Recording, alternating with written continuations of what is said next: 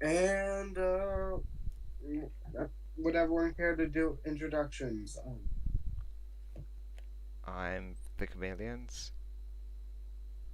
I'm Legardo Creations. And I'm Stu Bonk. Diamond Blaze couldn't make it. Um, so on to our weekly creature relevant to religion segment. We have Minmai Parv. So Minmai is a fairly small ankylosaur that lived in Australia around 120 to 112 million years ago. It was described in 1980 by Ralph E. Molnar. A lot of its remains have been assigned to the genus Cumbarosaurus. Unlike most other ankylosaurs, Minmai actually lacks a tail club. Um, as mentioned earlier, Minmai was fairly small, being 9.8 feet long and having a mass of 600 pounds. Minmai was a low grazer and browser, with its diet consisting of seeds, fruit, flowering plants, and ferns. It is relevant to the religion because it is one of the animals that David Peters has corrupted.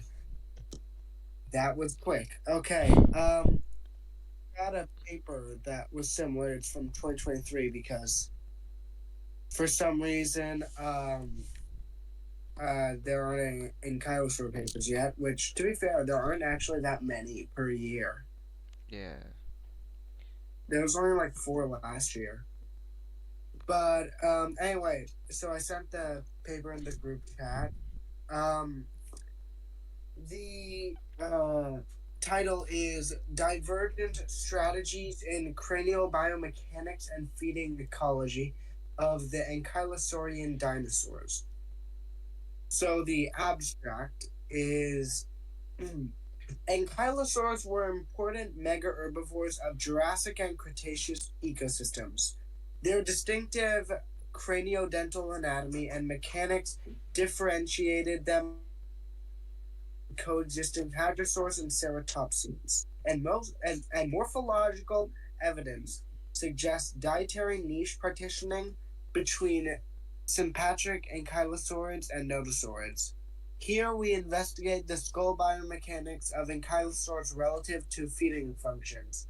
First, we compare feeding functional performance between nodosaurids and ankylosaurids, applying finite element analysis and lever mechanics to the skull of Panoplosaurus mirus, which is part of Nodosauridae, and Euoplocephalus tutus, which is part of Ankylosauridae. We also compare jaw performance across a wider sample of ankylosaurs through lever mechanics and phylogenetic comparative methods. Ma- Mandibular stress levels are high in Euoplocephalus, supporting the view that Panoplosaurs consume tougher foodstuffs. Bite force and mechanical advantage estimates indicate Panoplosaurus had a relatively more forceful and efficient bite than Euoplocephalus. There is little support for a role of the secondary palate in resisting feeding loads in nodosaurids specialized towards higher mechanical advantage, and some ankylosaurs evolved low mechanical advantage jaws.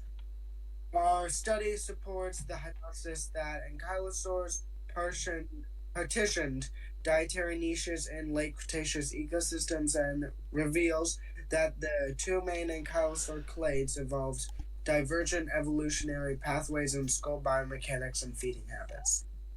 Well, that means it's time to move on to the Peters segment. Uh, um, Amen. uh, Time for pain, everyone.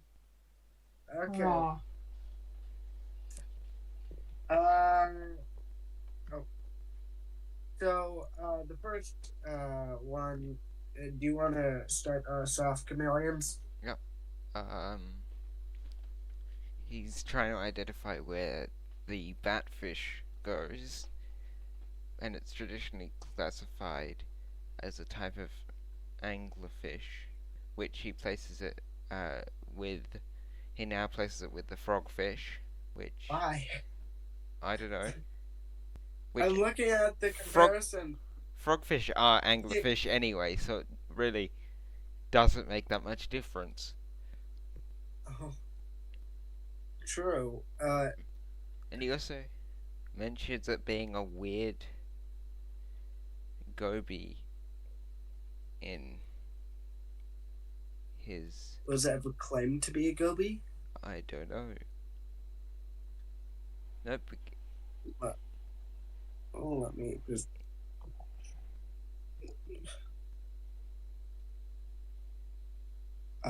I just want the genus Ogocephalus right there. I mean, it Okay, belongs Ogocephalus.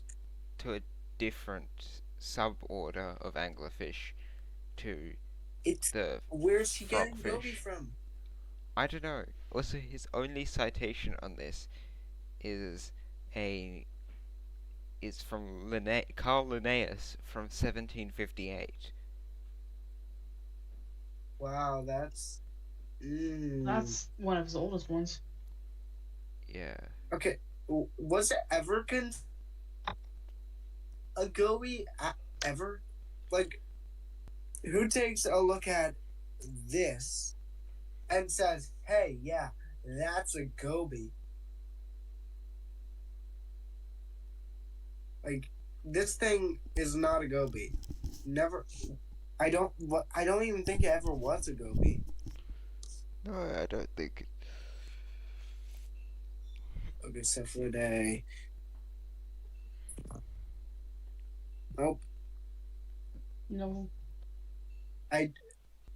But should we move on to the next article? His next Go one ahead. is he's comparing the manta ray to a Silurian placoderm. He also Why? Excuse me? he also uses the outdated genus name for the manta ray. He calls it manta when it belongs to the genus Mobula, and the earliest manta ray and the genus, well, the manta rays, the earliest manta rays, which there are 3 species of manta rays within the genus Mobula, and they used to have their own genus, but not anymore. But the earliest of those genus date back to the Miocene.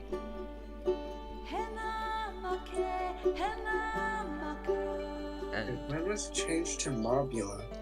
I don't know, it was lumped into Mobula, which is a genus of devil rays. Well, which species is he talking about? Because the manta ray is a whole genus. Well, 2 extant and 1 extinct. No, he's talking about the genus Manta, which isn't a real genus, which is the problem. Why? Why would you? That is just painful. And it's been they've been lumped together for like 6 years. Which is not as long as Ornithocephalus, and he still has that on his tree.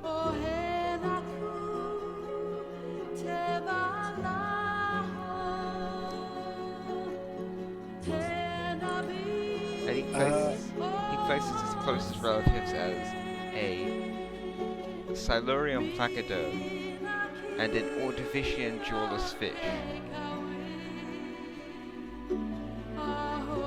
Wow, look at those. Those are definitely some ghost lineages. Oh, I found what species he's talking about. He's talking about Mantobirostris. Okay. Mobula birostris. So that is the giant oceanic manta ray. Yep.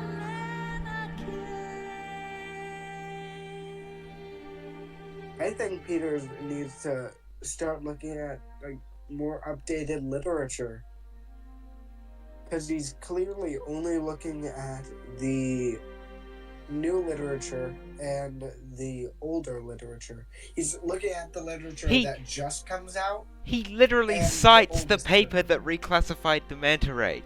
He cites that paper. He cites a paper of the phylogeny of manta and devil rays from 2018, which I'm pretty sure is that same paper. No, yeah. 2017. No, that isn't. 2017.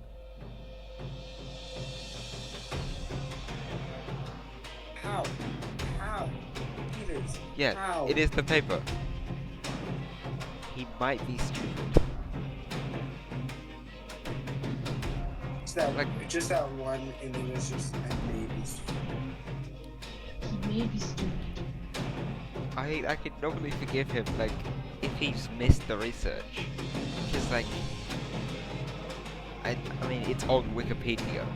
He cites the manta Wikipedia. It's like the first sentence of the Wikipedia array for manta rays is manta rays are large rays belonging to the genus Mobula, formerly its own genus Manta.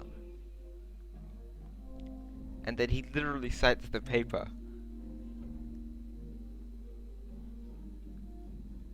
How does he manage it?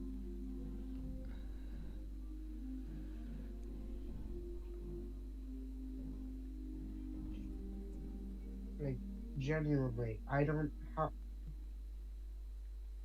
How is this even possible? On his on the one after that, he only cites Wikipedia for this article, which is almost entirely just pictures. Yeah, he has like 2 tiny paragraphs, How? pictures, and a quote from Wikipedia. That's all. I don't even know what Yeah, to say anymore. he basically is. How does he says formerly cephalopterus manta? You can't look at the literature that says, oh, now it's not manta, or not manta, it's no longer manta birostris, and now it's uh mobula birostris. Like, how does Peters both do his research and not do his research at the exact same time? I don't know. Very good question. I swear he probably just like he just finds papers about the topic and then places them without actually reading them. And same with the Wikipedia page.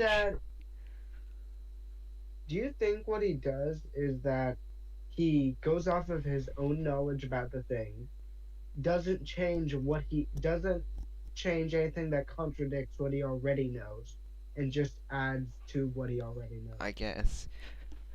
But yeah, the next one's pretty simple to talk about because basically his whole argument is he's saying that acanthodians aren't basal to chondrichthyes, that their closest living relatives are catfish and they're derived from Cacosteus,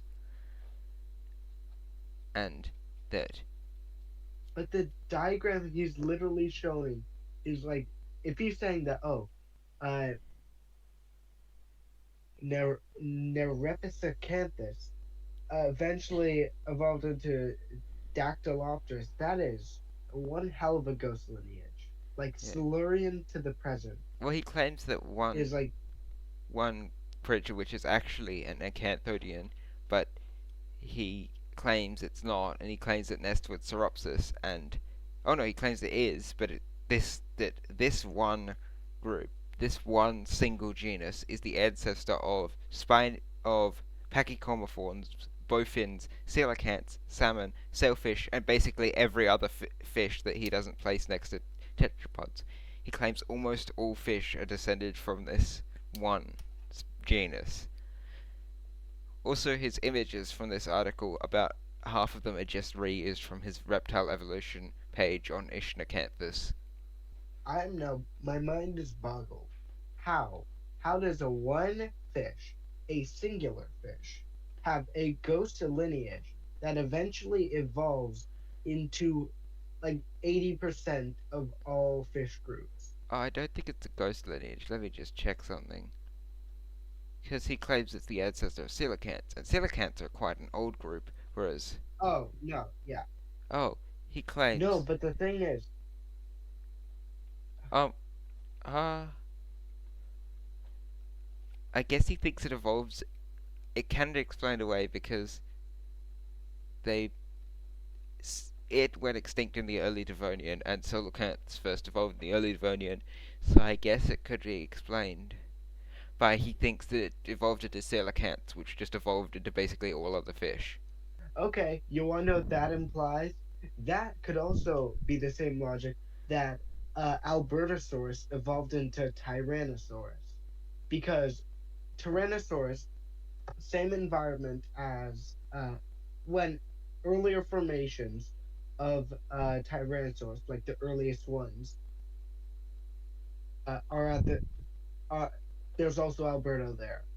And Albertosaurus went extinct the same millennia that Tyrannosaurus appeared. So,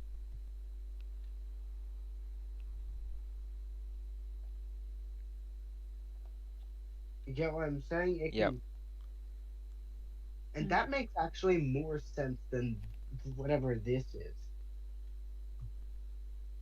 Because also, when you're saying that, oh, because does that mean that coelacanths are actually the ones who evolved into salmon, flying fish, swordfish, like catfish, Maybe. all that stuff? Maybe? I don't know.